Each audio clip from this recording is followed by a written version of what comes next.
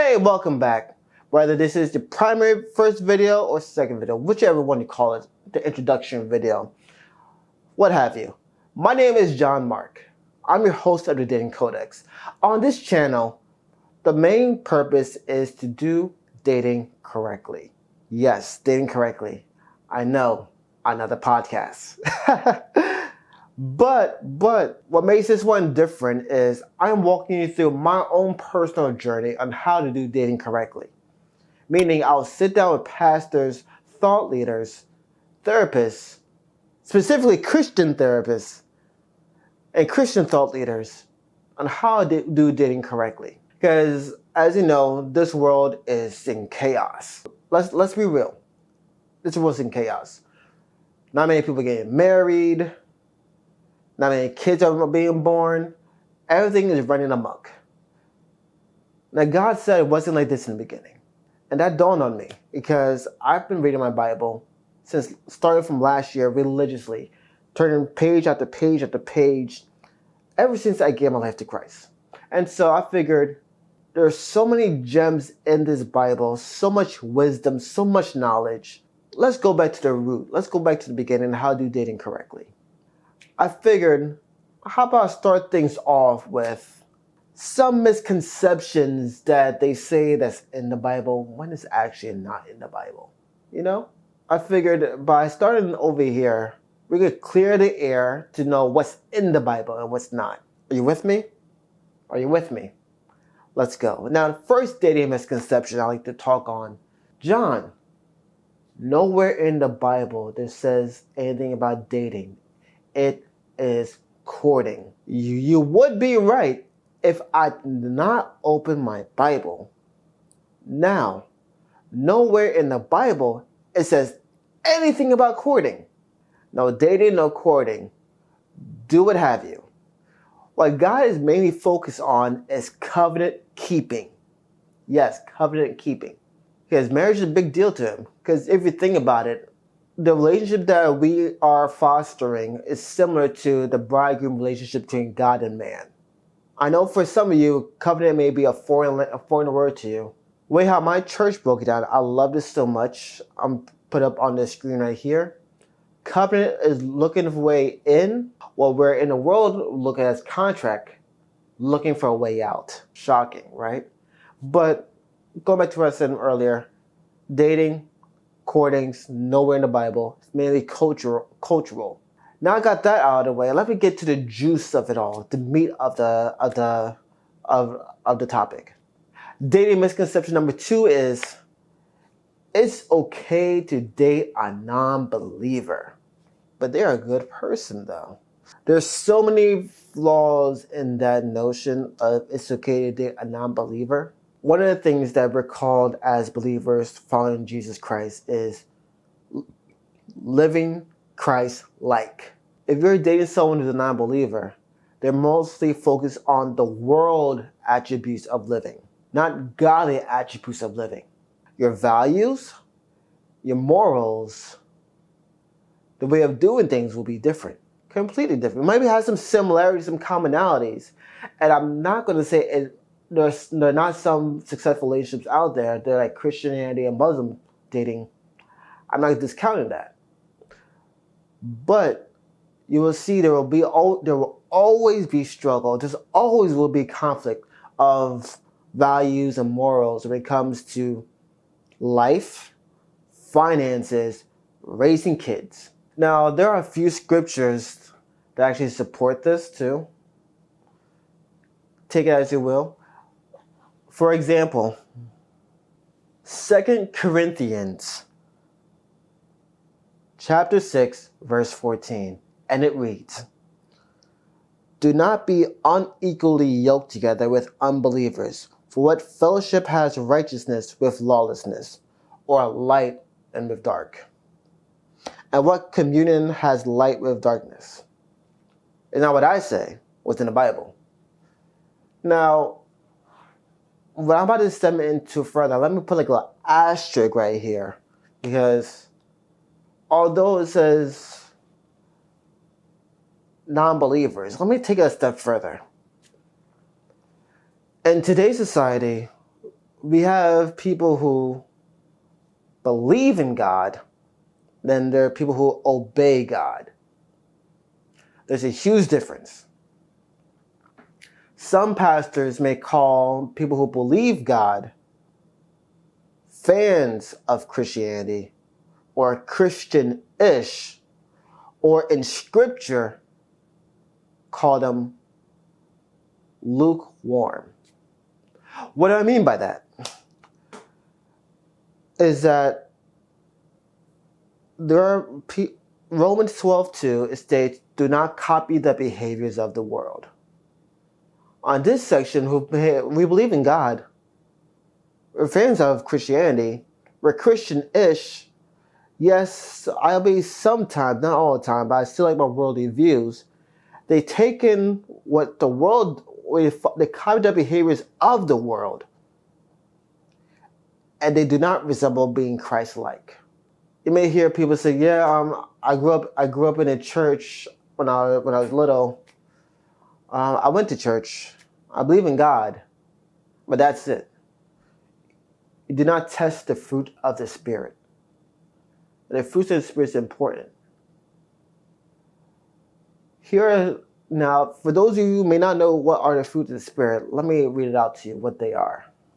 If you were to go to Galatians chapter 5, 22, verse 23, well, it lists out love, joy, peace, patience, kindness, goodness, faithfulness, gentleness, and self-control. Those are the fruits of the Spirit. And at times when you look at people who are non-believers or Christianists, they lack one or a few of the fruits of the Spirit, which is needed to know that they're living like Christ-like. Because Jesus purely is a perfect example of fruits of the Spirit. Now, one thing about it as well that I want to put a mention, like, again, this is something I could literally make a whole video on. Christian-ish, fans of Christian, but not truly walking out of the Christian faith, not being Christ-like. I say that to you because I was once one of those people. I was a good person. I believe in God. I tried to serve others, but I lacked self-control. I lacked patience. Although people may say I'm very good at patience, but my self-control was an issue. This also segues to my next talking point, but let me bridge the gap. What I mean by that, my sin I was carrying was lust. Yes. I was led to believe that this dating misconception was not in the Bible, that it's okay to have sex before marriage. Shocker. I know so many of you may start Googling up, no, it's okay to have sex before marriage. It's okay to have sex before marriage. Really? Just because it doesn't say those words specifically, it doesn't mean that it was not mentioned in the Bible. I could point out many chapters, many verses in the Bible that goes against it. We can start with the 10 Commandments. Hopefully many of you may know. You shall not covet thy neighbor's wife, right? That's one of the 10 Commandments, meaning some of you may look at it as your next door neighbor's wife, right? But the term neighbor is referring as do not go sleeping around. You shall not commit adultery. Many people may have different interpretation. What do they mean by adultery? No, infidelity, sleeping around, have sex around people. God was completely against that. All right? If we look at a chapter of Sodom and Gomorrah, a lot of people may take that verse specifically regarding homosexuality, which I am also against. But people were doing out the wazoo of everyone out of everyone. And look what God did. He destroyed that town. Right? That's the book of Genesis right there. But some people may say, hey, that's the Old Testament. Jesus came down for a new covenant with us, which is true. He did form a new covenant with us. But let me repeat what Jesus said, all right? On Sermon on the Mount in Matthew 5, verse 27 through 28, Jesus said, you have heard that it was said, you shall not commit adultery. But I say to you that whoever looks at a woman to lust for her has already committed adultery with her in his heart. Jesus' words, not mine. So now, going back to the second misconception I mentioned to you, my issue was lusting. I was dealing with this. At age 11, I was put on to that, and I would watch it weekly when I was younger, sneaking around, trying to watch it, not knowing it was bad or good. I was a kid. Everyone thought I was an angel because I didn't show any patterns because I hid it. Fast forward, as I got older, I turned to that as a coping mechanism to deal with any stress, depression, anxiety, to keep the edge off. No pun intended. My editor got to bleep that out. I hope so. But I would turn to that. And then not long ago, a few years ago, I had an issue where everything was coming into me at once. And I would turn to that, but it wasn't enough. I was doing the world's way. I let sin creep into me, needing satisfaction, but I wasn't getting it. So I look in more deeper for more and more, because the issue I was dealing with, I should have turned to God.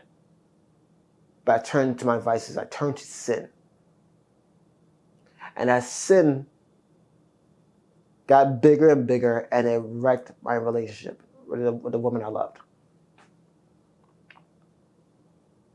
Fast forward a year after, I'm saved. I've been a year and a few months clean by the grace of God, not through my own strength, by his strength alone, because he deserved the glory in all this. And having done the deed, then watching the deed, it messed up your mind psychologically, and it will cause you to objectify the person that you're with, set unhealthy expectations, you name it. And God said this wasn't like this in the beginning. All these unhealthy attributes, sin, wrecked my relationship. So I encourage you, do not do it. Now, if you need help getting out, although this video is being longer than I usually intended, but I'm going to give a quick tip that I did to help you get out if you are going through this as we speak. First things first, go to God. Absolutely. You substitute this with prayer and reading your Bible. For me, I read my Bible daily. I'm not talking about like this in the morning as I open. No. I read my Bible in the morning, noon, night. I will talk to God at random. Is that real with me? Secondly, there are a lot of blockers in the App Store, Play Store, App Store, you name it. And one key thing about these blockers is that they have an accountability partner. So if you have a mentor, or if you're in a relationship, you want to give them their contact information in order they get notified if you fell short, do that. Because the one thing, the block will stop access, which is a good thing because it is so perverted in this world right now. They will block access, and I hope you weed yourself out of it. It's tough. Trust me, it is tough. Now, another thing I did was I got into running. Because one of the key things about me when I was having that issue is that I have nothing but energy. I have a high drive. I have a high sex drive, let me be honest with you. And a lot of energy. And so what I've learned is if I were to exhaust my body enough, I could be tired. And I just know I don't have the energy for it. I'm going to bed. It's like sleep, not doing the deed. I go to bed. And so I got into running. So I run like 3 times throughout the week. And another thing I highly recommend you to do as well, there's not a paid advertising. There's an app called Messenger X. And in that app, there is this guy named John B. I cannot pronounce his last name. He is a pastor. And he has this course called Free. Has this course. Take it. Do it. It's very helpful. Very, very helpful. Helped me out tremendously. That, and also my church was also doing a class called Forward, which I did, and this also helped impact me as well at the same time. Helped root out all these issues I was going through. Now, if you're in this program I was doing called Forward, in case you need a link, I'm not sure every church does this too, but I'll drop a link because they have an online course where you can take at your own pace. All right. Now, if you find this video helpful, I do hope and pray that it does. Stay tuned to this next video on our journey on how to do dating correctly. I'm your host, John, and I'll talk to you later. Bye for now.